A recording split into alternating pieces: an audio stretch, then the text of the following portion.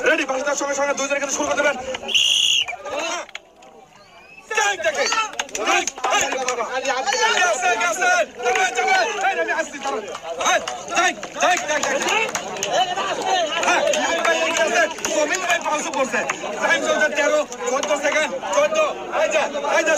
চেষ্টা করেন নাইম ভাই কিন্তু এগিয়ে গেছে সবাই একটা সুন্দর সুন্দর আর একটা সামনে আছে